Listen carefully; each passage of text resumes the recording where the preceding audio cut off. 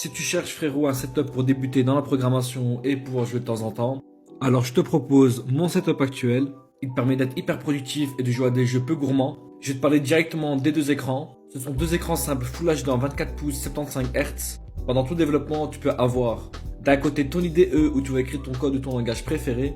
De l'autre, tu peux avoir des documentations, des notes, le partage d'écran de ton meeting, etc.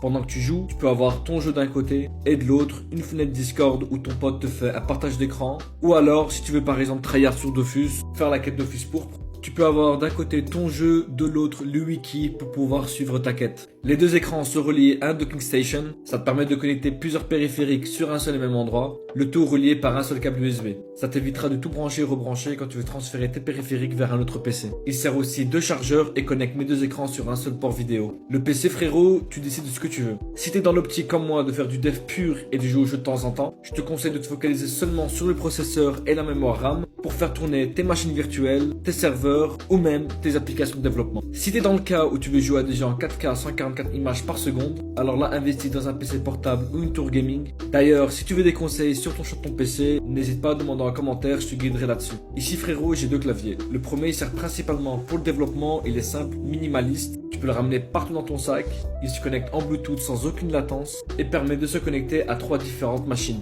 Le deuxième est pour le gaming, typique mécanique. Comme tu le remarques, c'est pas un clavier Razer ou Corsair, ça a pas 300 000 couleurs. Ils se font dans la masse de mon setup de professionnel. Il est utilisé en filière mais aussi en Bluetooth, mais frérot je te conseille pas trop. Pour la souris, je te fais pas un dessin, c'est une valeur sûre que ce soit pour le gaming ou pour le travail. Pour te dire, je l'ai depuis plus de 3 ans. L'iPad il est indispensable si tu veux prendre des notes ou visualiser tes idées. Pour le casque, c'est pas un casque gaming, plutôt studio, c'est un son de malade. Tu devras juste le brancher un amplificateur, sinon tu n'entendras rien. Évidemment, sans micro dans le casque, je te conseille un micro externe qui te permet d'avoir une voix très claire pendant tes sessions Valorant, Discord ou même tes daily stand-up au taf. La chaise fait à la fois gaming et pro. Très sobre comme tu peux le remarquer, il n'y a pas de symbole de gaming ou Yasu en gros plan. Pour ma table, c'est une table assise debout que j'ai acheté pas trop cher et qui fait l'affaire de fou. Voilà frérot le tour de mon setup à la fois professionnel et gaming. Abonne-toi pour suivre l'évolution de mon setup et les prochains contenus. Et si t'as kiffé la vidéo, drop un like, ça me fera un bien de fou.